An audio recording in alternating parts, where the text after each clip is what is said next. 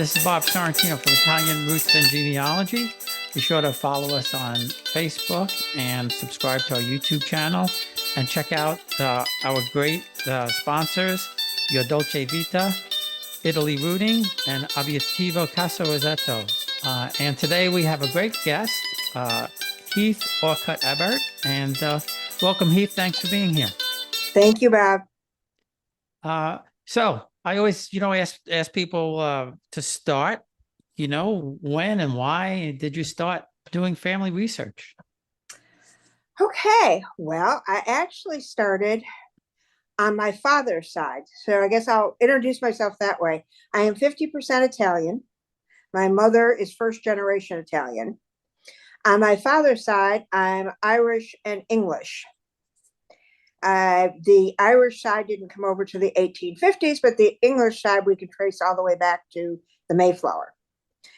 So I started on my father's side because my grandfather had put together some information on the Heath family, which is where I got my name. And once I started on that, I wanted to find out more about the Italian side. And so the next thing I knew, I was obsessed with genealogy and can now trace myself way back. A lot of the Italian side, I was lucky enough to have a cousin who was doing this. And so he and I have shared information over the years. Oh, that's great. Yeah, it always helps to have somebody working with you because, you'll find something that they never found and they find something that you never found. Exactly. Well, especially helped because he spoke some Italian. Oh, good. Yeah, that's great. Yes. Yes. So now, where is the Italian family from? What part of Italy? Okay. We are from Castagna, Calabria, Italy. And I've actually been there. It's down in the boot, as I'm sure you're aware, up in the mountains, a small town of about 700-800 people. And that's my grandfather was born there. My grandmother's parents were born there.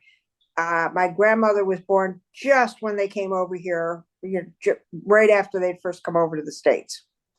Oh, so what year did they come? They came in I want to say 1880s. It was before Ellis Island was open, so they came through Castle Island. Oh, wow. So that a long time ago. Yes. So my grandmother's father came and went back 2 or 3 times, which was fairly common back then, and brought people over. My grandfather's father had come over here and had been in the States for a while, was not married at that time, went back to Castagna and ended up marrying his friend's daughter. So she was about 20 years younger than he was. And then they came back.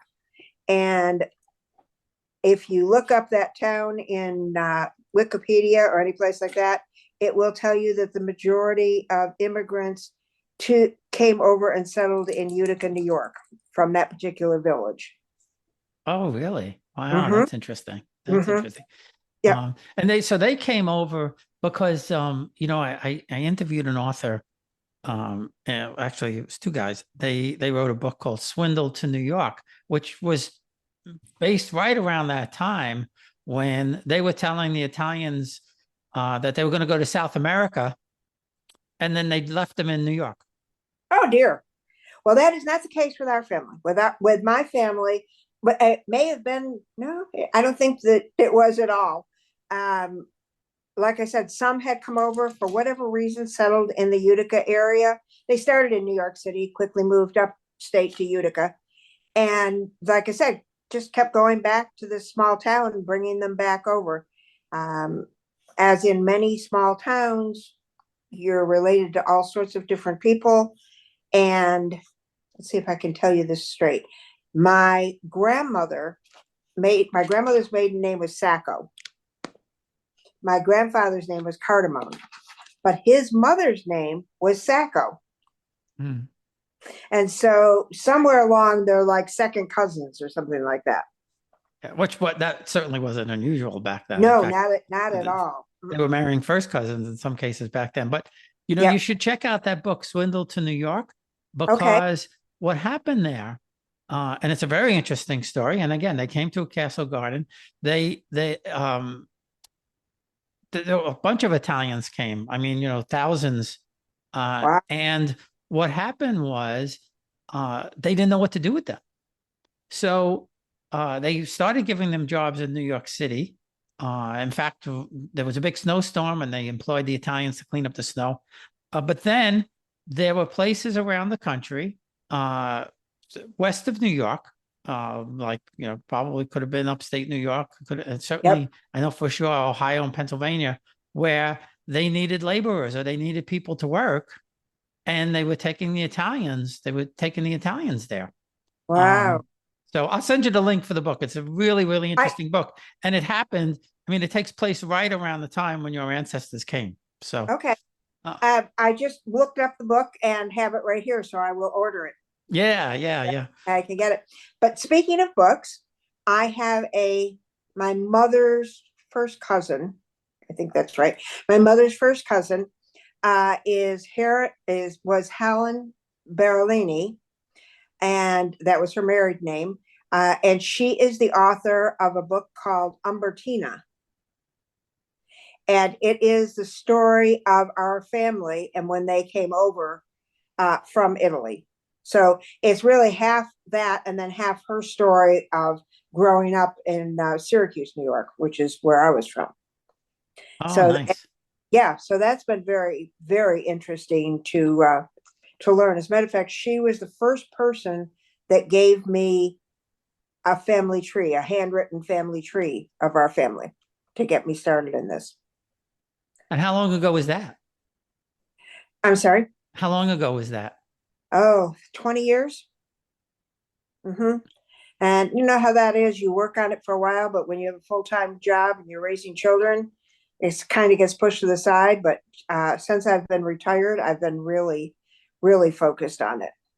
Well, And yeah, that's the same thing with me. I was doing it here and there, and now it's practically my job now. exactly, exactly. And as I mentioned, one of my cousins had done a lot on the Italian side. And so when we caught up to each other and found out that we were both doing this, we started collaborating. And we actually went to Italy together back to the small town where our grandparents were from. So now when you went back, did you find cousins and such? We did. We found a gazillion, well, there weren't that many people there. We found a lot of people there that had the same names that we had on our tree, that maybe were cousins, second cousins, etc. And then my favorite story to tell about this is, like I said, it was a very small town. So the first morning that we were there, we went outside just to kind of take a little walk, started talking to some of the residents. And well, he was talking, I was smiling. And because, as I said, I couldn't speak Italian, he taught me how to say, my grandfather was a cardamom, my grandmother was a sacco. And that's all I needed to say. And that got it going. But anyway, so I was trying to talk with this lady and mentioned, the cardamom name. And then the next thing we knew, there was a car coming down the street and she yelled out, "Hey, Giuseppe, come here." So he stopped his car right in the middle of the street and got out and came over. And we did find out, my cousin figured out how we were related to him. And next thing you knew, that night we were having dinner at their house. And it was wonderful just to meet, somebody that was related to us over there. But we also found the church where my grandfather was baptized. We found cemeteries where some of the ancestors were buried. So it was a really wonderful trip. Yeah, I mean that's so nice to do that, and that's a really small town, 800. No, Yes. it's Yes. left. Yeah, Yeah. yeah. Exactly. Yeah. And those Right. mountain towns, you go up to those mountain towns. When we were there, we went up to the mountain towns where some of the ancestors were from, and it's hard to believe how these people got up and down these mountains 100 years ago or more. Yeah. 200 years ago. Well, how did they get down to get to Naples to get a boat to come over here. How is that even possible at that time? It just amazes me what they had to have gone through. And then for some of them to keep going back and bringing more people over and making that trip. I mean, it was hard enough flying in and taking a car to get up there. Right. I know that's the way I felt. We were like driving forever. And my grandmother's family, because they owned property there. They lived in Naples, but they owned property in Calabria, Mm-hmm. Montebello, which is pretty far south from Naples. They told me that they would make this trip, at least once a year, sometimes twice a year. So they would Yeah. go from Naples to there and back. And it had to take days. Yes. Well, one of the stories that my family tells, my oldest brother always said that my grandmother was from Naples.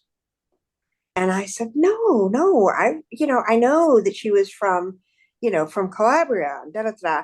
And he said, no, she always said she was from Naples. And I finally kind of put it together. And I think what she was saying is that she took the boat over from Naples, because that was the closest place to go to get to the States. And I know the boat that my grandparents were on, started there.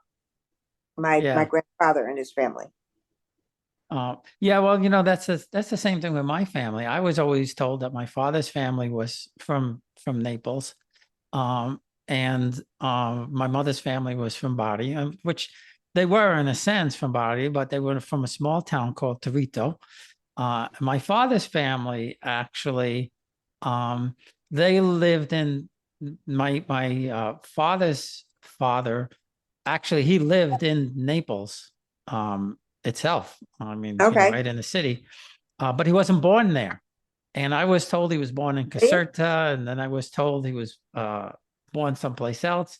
And finally, when I got his birth certificate, I found he was born in Pagani, which is Oh, not wow. far from Naples, but Mm-hmm. completely different. And the same Exactly. thing with my father's mother. I always thought because uh, her mother was born in Naples, that she was most likely born in Naples. But she was born in Cercola because that's where her father lived. And so, Mm-hmm. because of their connections, their nobility, they were noble families. I think what happened with them was his family was from Cercola or Massa di Soma back then. So that's where they lived. They lived where the man lived, right? Uh-huh. Um, and so she was born there. And what really threw me off was that her mother died when she was only 42, and she died in Naples. And the only thing I could piece together was because her family was so well known in Naples, and Naples was bigger than Massa di Soma, although it's not that far. They must have brought her back there to be with her family when she passed away. Yep. That's the only thing I could logically. That's the only thing that I could figure, because And she was sometimes born I in thought, Naples. She was yep. born in Naples. She died in Naples, but my grandmother was born in Cercola. Yeah, So exactly. It's like, how does that happen? But sometimes you just have to take your best guess at it and say, this is what I think happened.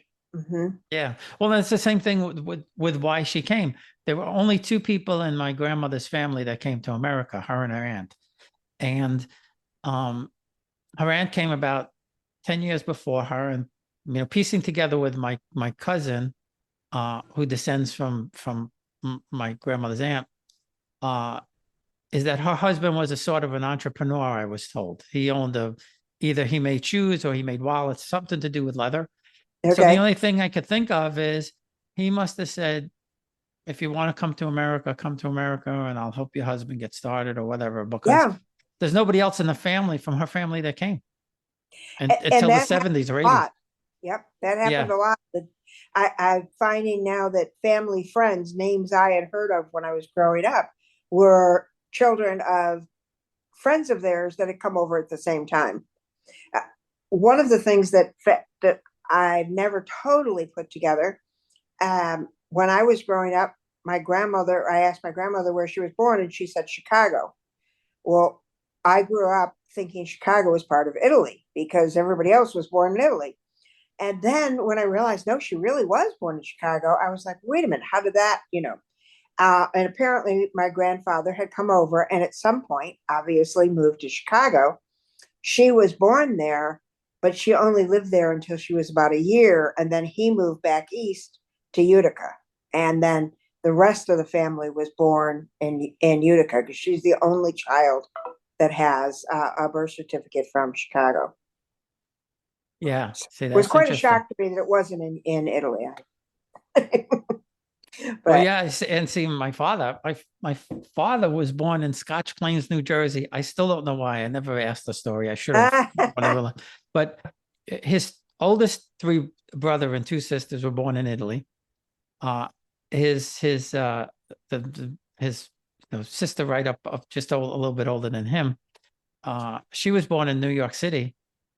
And the family was in Scotch Plains, New Jersey for some strange reason. And nobody ever said why, how they there. Because eventually they wound up back in Corona, Queens in New York City. uh-huh. So, I but have a brother who was born in Queens. Yeah. oh yeah, where? I don't know because it was when he came back up to Utica when he was very young. I mean, I know because I have it in my ancestry, but off the top of my head, I can't tell you where. One was born in Queens, one was born in Manhattan. They had moved from Utica down there and then came back to Utica.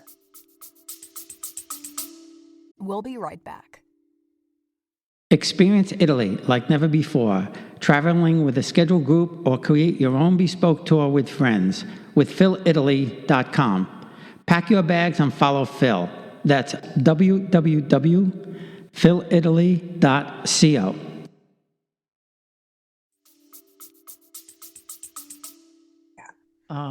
So what did what did your grandparents and your father do? What kind of businesses were they in? My grandparents were on my mother's side. Yeah. And my grandfather and his older brother and his younger brother came over with their parents. Like I said, when my grandfather was about 8, the youngest brother was a baby. So maybe my grandfather wasn't even that old. But anyway, so it was just the 3 boys that were born in Italy. And then they came to Utica. And then after that, they had 6 girls. But they were all born, in the States. My grandfather started out, working any kind of odd job that he could. My great-grandfather, working any kind of odd job that he could. I don't think he worked in the mills, although that's very possible because that was quite big in Utica back then. But wherever he was working, the family lore goes that my great-grandmother would make him his lunch and send it, with him. And that all the other men there were very jealous because of the lunches that he had. And my great-grandmother, who was really the matriarch in all senses of the word, including business, but because women weren't then, it was never talked about.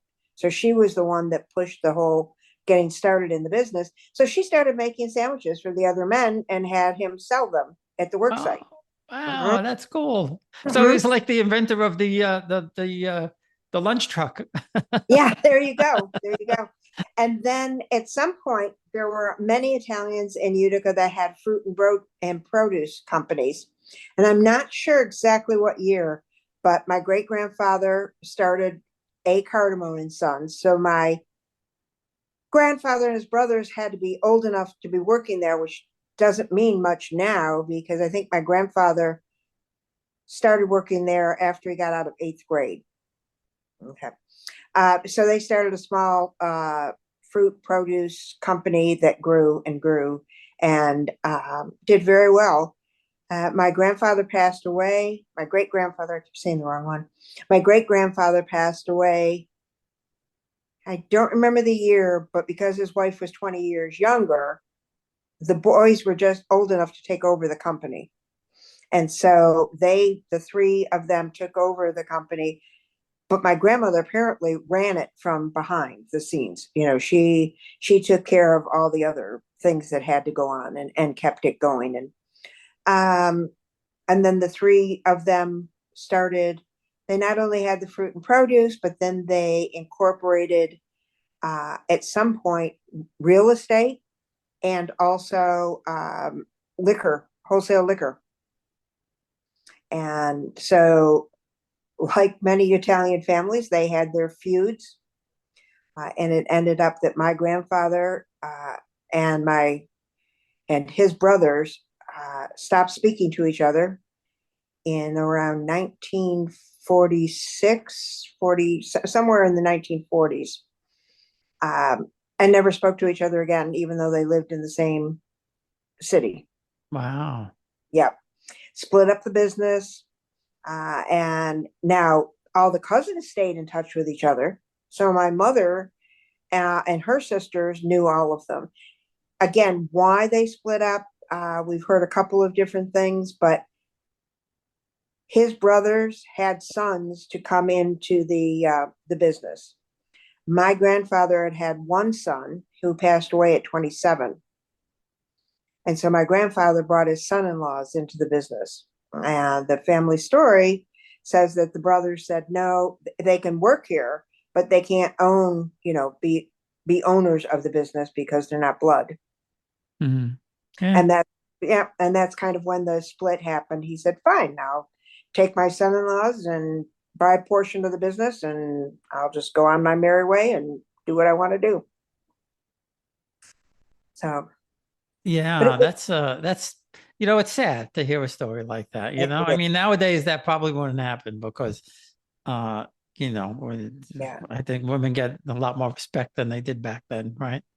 Yes. Well, and it's interesting because when he started the other business, even though he had the son-in-laws involved in it, he also made sure the daughters' names were on the business. Now, did they come in and work there? No, because they were, married and having children and but he made sure that they were on the board at his business and were involved in it. Which back then, that's progressive for back then. Yeah. Yep. Again, ahead of the curve, right? Yes, exactly. The other thing that was different about my Italian family. My father passed away when I was very young, and so I didn't understand the difference, if you will, between my mother being Italian and my father not being Italian until I was much older. My grandfather was so proud to be a United States citizen and to be in the United States that they didn't follow a lot of the Italian traditions in our house. And, it was sort of, we're in America, we're going to live as Americans. We had the traditional Italian, some of the traditional Italian food and everything, but most of the traditions that I've heard about since then, either from my cousins or from other Italian friends that I've had, I didn't have any of that. So it wasn't until I was older that I heard some of the things that typical Italian families did. Yeah. Well, that's not uncommon either. I mean, my family, both all my grandparents were from Italy, and some of my aunts and uncles were born there. So we had that, and I heard the language and everything constantly growing up and all of that. But so now I am interested in the English side, especially the Mayflower side, and I'll tell you why. Both my children were adopted, and my daughter, I've been able to trace her all the way back to England through both her birth parents, actually. Okay. And she's a distant cousin of Princess Di. Like, oh wow, I don't know how many times removed. So what have you found out interesting on the English side? Well, it started with, as I said, when I grew up, as far as I was concerned, if anybody asked me what nationality I was, I would say I'm Italian and Irish. Now, that was my distinction. I never gave the English part a thought until, I don't remember, until my grandfather's he put together this little family genealogy, okay, of the Heath family, who was very English, and the Orcutt family, also English. And then it was like, oh, wait a minute. So who are these people? And that's how I started looking into them. And as I was doing it, I can remember my mother telling me one time, that my father had English background. And she said, wouldn't it be hysterical if you could join the Daughters of the American Revolution through that? That would be pretty funny for this Italian girl to do that. And so that was in the back of my head. So when I started looking at all the ancestors there, I found someone who was in the Daughters of the American Revolution and proved that. And then I thought, well, let me see how much further back they go. And sure enough, I found Edward Fuller, who was on the Mayflower, and he is a direct 9th great grandfather of mine. Mm-hmm. Wow, And cool. he and his wife and son came over on the Mayflower, as well as his brother Samuel, and his son's name was Samuel, so I mess that up all the time. But anyway, also came over, but they didn't bring any of their children over when they first came. They came later. And you've probably heard the story of the Mayflower, the first winter, and how many people died that winter. Well, my 9th great grandfather and grandmother died that first winter, but their son survived it. And so his uncle raised him. Oh, wow. Yeah. So it's when I say Samuel Fuller, it's like, which one, the uncle or the son, or, but we come through the son. So it was really interesting to find that connection. On the other side of the English, they did not come over on the Mayflower, but they came over in the 1600s also. So both sides of my English side came over at a very early stage of our country. I did find out another, I'm trying to remember, I think this one was on the Heath family. I was reading one time about one of my great grandmothers, and when she was in her 80s or somewhere older, she lived in Salem, Massachusetts. Can you guess where the story is going? Yeah. Well, first she was arrested for living above her means. They actually had a law that if you saw someone that looked like they were dressed or had belongings that it didn't appear that they should have been able to afford that, they could arrest them for living above their means. Really? Yeah. And so they arrested her, and she spent not very long in jail. She got bailed out when the family could prove that no, while they were not wealthy, they could afford whatever scarf or so whatever it was that she was wearing that they arrested her for. And then fast forward a few years, and she got arrested for being a witch. And she was arrested. She was in her 80s now, and she was arrested along with another woman.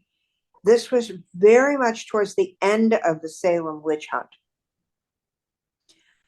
So she was arrested. She was put in jail, and apparently the bond was much higher on that one. So it took her family 3 months to get her out of jail. She finally got bailed out, and it never went to trial because it was towards the end of the whole Salem witch hunt. So she never was tried for it or anything, but she was arrested for being a witch. Wow, that's something. That's crazy. Have you ever been to Salem? It's an interesting place. I have not. I'm looking forward to doing that sometime. Yeah, they have a whole stage thing set up where they actually, you sit there and they go through the trial, and they explain who was arrested and what they did and all of that kind of stuff. I would find that fascinating.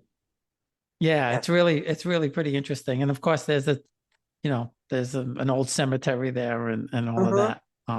That's really something. Yeah, I was surprised with my daughter.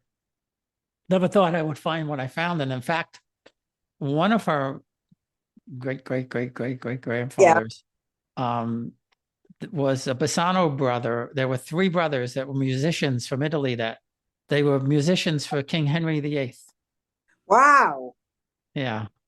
Isn't And of course that they stayed there. So they all married English women, sure? so when you start, when you start researching back, you make the connection. But so she's got Italian going back to King Henry. Wow. That is amazing. Yeah, you never know what you're going to find by any stretch of the imagination. There's always surprises and things that come up. I was surprised when I did my DNA that the Italian is straight 50%.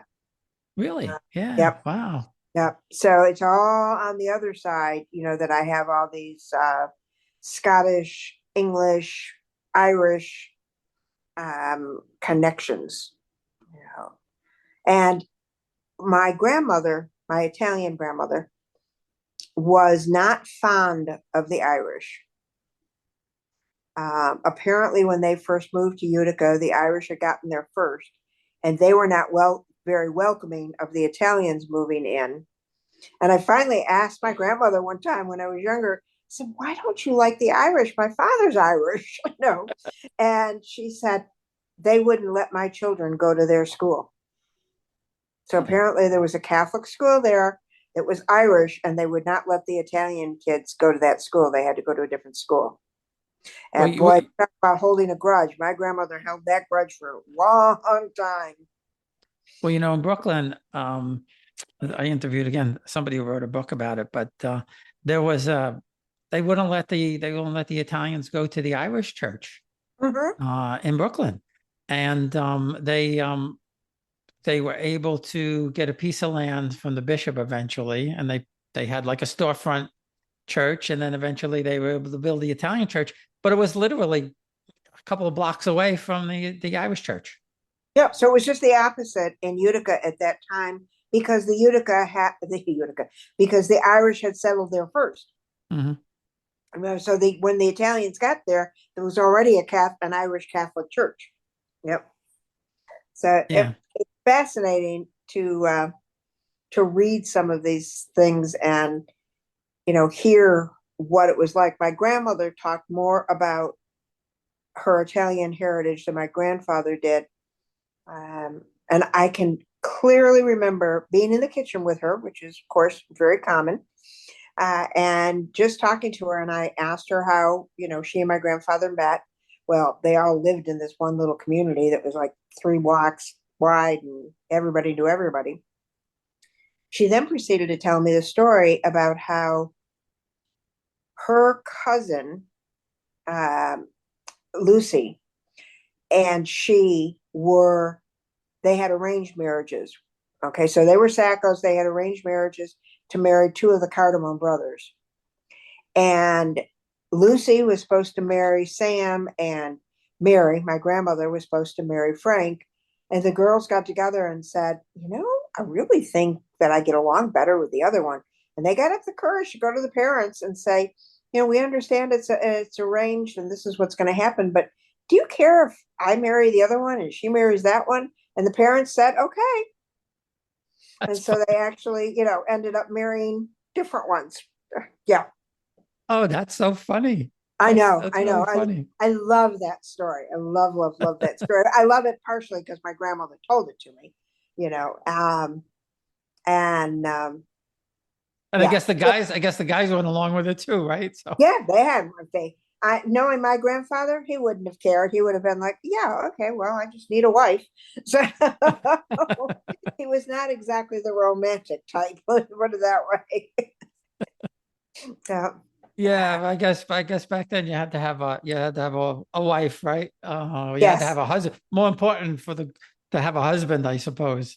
And like I said, they were all so close back then that the businesses, got intertwined with all of it also. And yeah, so like I said, as a child, if I heard the name Sacco, I had no clue which side of the family it came from, but it used to confuse me terribly. Yeah, I just wish I had asked my grandparents more questions. Oh, I've never met anybody who does genealogy that doesn't say that. Yeah. Yeah, I was blessed because my grandfather on the English side put together that genealogy. Plus, he was a letter writer, and one of my aunts gave me copies of letters that he wrote to my grandmother when they were courting. Oh, That, wow. That's great. oh, I know. And he had a journal that he kept the last year of his life. And it was very short. It wasn't like a long, drawn out thing. It was just every day he'd put something in there. And typically it was baseball scores, the weather, and who would come to visit. But the who would come to visit was always very helpful because then I could start connecting, some of the names. But he also wrote it. One of the entries was on December 7th, 1941. Oh, wow.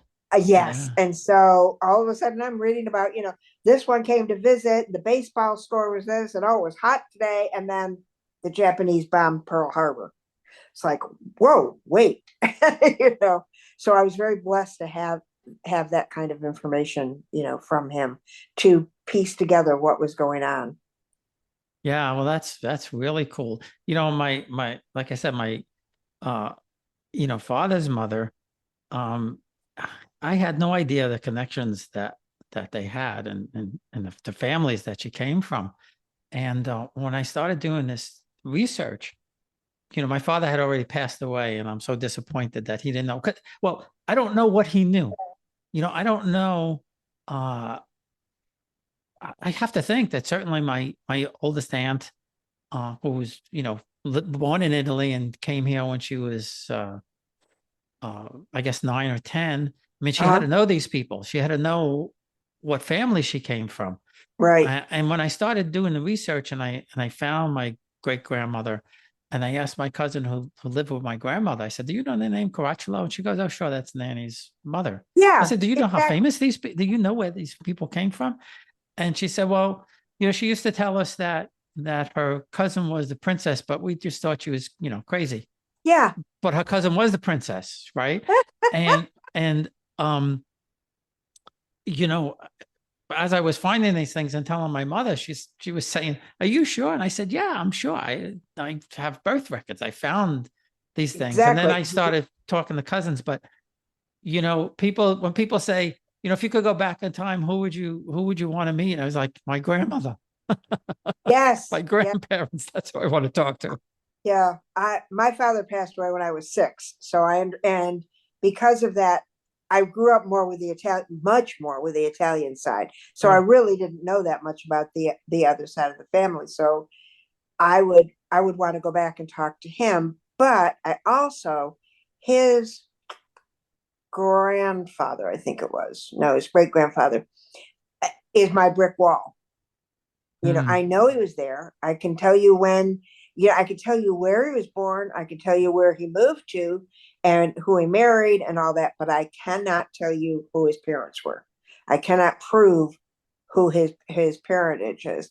And boy, I would love to talk to him and find that out because it drives me crazy.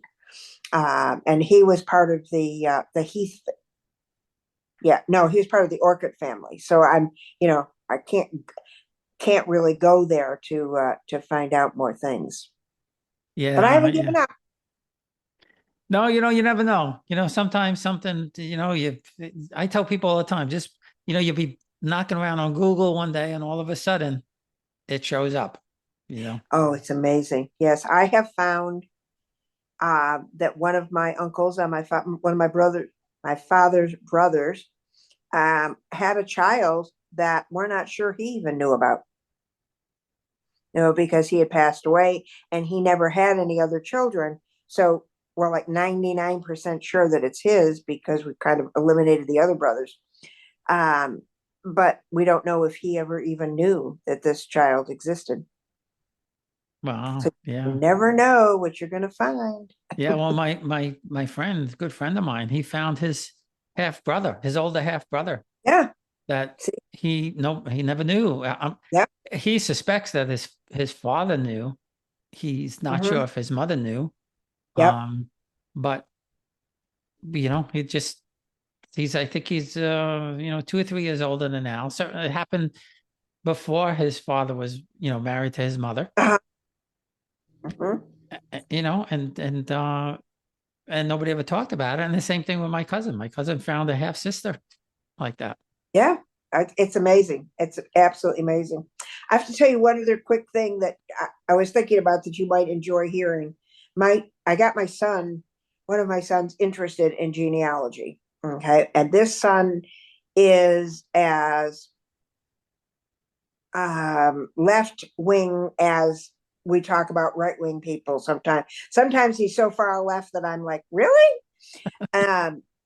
But he's fascinated in history, and so when he heard that he had relatives with the name Sacco, he said, wait a minute, is that like Sacco Vendetti? Mhm. And I said, well, I don't know. Rumor, the family always kind of laughed about it and said we were related, but I've never. So he said, oh, Mom, we've got to prove that. We've got to find that out. And I was like, okay. So we did all this research. We could not prove that they were related to us in any way. Fast forward, we're looking at the English side, and we found that one of our great grandparents, whatever, was the governor in Massachusetts at one time. He happened to be the governor who sentenced Sacco to death. Really? So my son is like, wait a minute. Not only do I find out he's not related, but now you're telling me that one of our relatives is responsible for killing him? You never know what you're going to find. There's always something out there. So, yeah. Yeah, well, it's like the 6 degrees of separation, right? There's you never know. I found so many interesting things and talked to so many people with, so many just things that just can't be a coincidence, if you know what I mean. Yes. Oh. Yeah. I've started writing stories about the family, and so many of them are about coincidences, of finding out that you're running into people that you had no idea were related to you and find out that they are. And, just all the different things like the Sacco, Vendetti thing. It's like, okay, you're just, I know. Or have finding a witch, and somebody who was arrested for being a witch. Or I went to a DAR, a Daughters of the American Revolution meeting, because I was changing chapters in that one, and was talking to this woman who also joined. And in passing, we said something about Mayflower. And I said, yeah, I belong to Mayflower. She said, oh, so do I. Who was your ancestor? We're the same ancestor. We were both from Edward Fuller. Yeah. See that? Like, yep. Okay. Yeah. And it's funny when you do that, some of those things, and you tell, some people don't believe you when you tell them that stuff. Oh, I know. Well, and especially like you say, if when there are children that nobody knew about and things like that. I had a brother who, this is a crazy story. When he was 15, he and his girlfriend borrowed my brother's car. Of course, he didn't have a license. Drove out of state to go to see a friend and got married. Now, obviously, he lied about his age, at 15, but they were married long enough for her to get pregnant. And the parents had it annulled. And my brother was not supposed to be any part of his daughter's life for whatever reasons.